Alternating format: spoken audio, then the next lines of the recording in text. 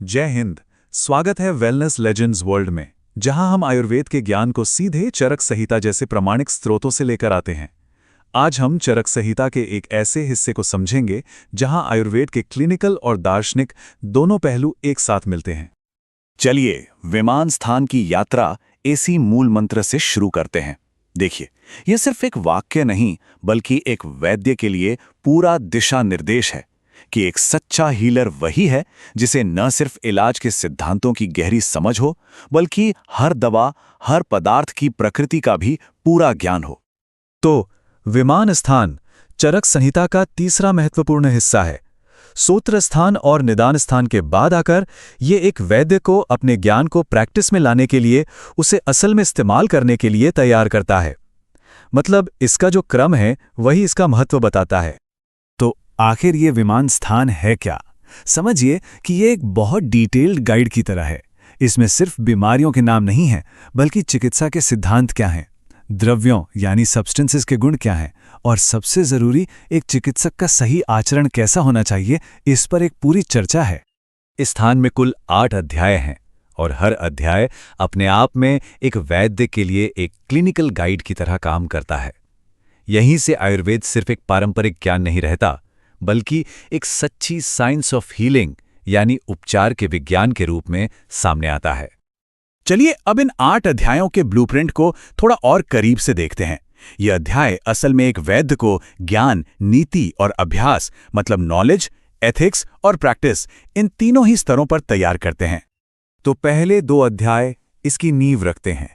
पहला अध्याय रोग विशेषज्ञीय विमान, इलाज के 4 स्तंभों यानी वैद्य, रोगी, परिचारक और औषधि, इनके बीच सही तालमेल पर जोर देता है।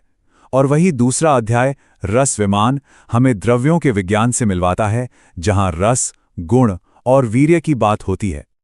अब देखिए ये कितना दिलचस्प है। तीसरा अध्याय त्रिविध कुक्षीय विमान हमारे डाइजेशन के साइंटिफिक स्टेजेस की बात करता है। और चौथा अध्याय व्याधि विमान इस पर फोकस करता है कि रोग का कारण क्या है और उसकी प्रकृति क्या है, जो कि डायग्नोसिस का असली आधार है। और यहां एक बहुत ही चौंकाने वाली बात सामने आती है। 5वां अध्याय जनपदोध्वंस विमान महामारियों के कारणों पर चर्चा करता है। ये हवा, पानी, स्थान और समय के असंतुलन को इसका कारण बताता है। जरा सोचिए, हजारों साल पहले एपिडेमियोलॉजी की इतनी साफ समझ, कमाल है।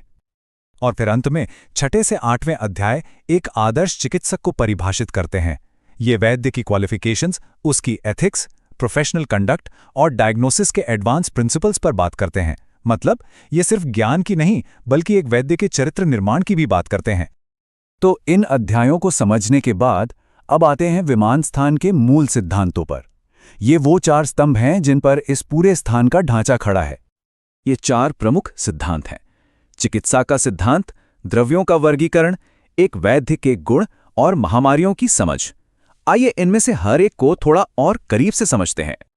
पहला सिद्धांत है चिकित्सा यानी ट्रीटमेंट। आयुर्वेद में इलाज का सबसे बड़ा लक्ष्य शरीर में दोष, धातु और मल के बिगड़े हुए संतुलन को फिर से ठीक करना है।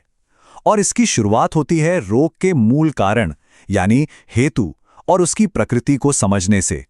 मतलब इलाज सिर्फ लक्षणों का नहीं बल्कि बीमारी की जड़ का होता है। दूसरा महत्वपूर्ण सिद्धांत है द्रव्यों का वर्गीकरण। देखिए, हर पदार्थ को 5 मापदंडों पर परखा जाता है: रस, गुण, वीर्य, विपाक और प्रभाव। यही आयुर्वेदिक फार्माकोलॉजी की नींव है, जो हमें बताती है कि कोई भी दवा या जड़ी बूटी शरीर पर आखिर काम कैसे करेगी। तीसरा सिद्धांत वैद्य के गुणों पर केंद्रित है। चरक के अनुसार एक अच्छे वैद्य में सिर्फ ज्ञान और अनुभव होना ही काफी नहीं है, बल्कि करुणा और शुद्ध वृत्ति यानी इंटेग्रिटी भी होनी ही चाहिए। यही गुण उसे सिर्फ एक डॉक्टर नहीं बल्कि एक सच्चा हीलर बनाते हैं। अब एक सवाल, क्या कोई प्राचीन ग्रंथ ये बता सकता है कि महामारियां क्यों फैलती हैं? इसका जवाब आपको शायद हैरान कर दे, और ये विमान स्थान के चौथे सिद्धांत में छिपा है। जी हां, बिल्कुल। चरक ने जनपदोध्वंस के तहत ये साफ साफ बताया है कि जब वायु, जल, देश यानी स्थान और काल यानी समय, इन चारों में असंतुलन पैदा होता है तो महामारियां फैलती हैं। ये पब्लिक हेल्थ पर दुनिया के सबसे पुराने रेफरेंसेस में से एक है। अब ये समझना बहुत जरूरी है कि ये हजारों साल पुराना ज्ञान आज के समय में कितना रेलेवेंट है। क्या विमान स्थान के सिद्धांत आज की मॉडर्न मेडिसिन में भी कोई जगह रखते हैं? चलिए देखते हैं। इस स्लाइड पर एक नजर डालिए।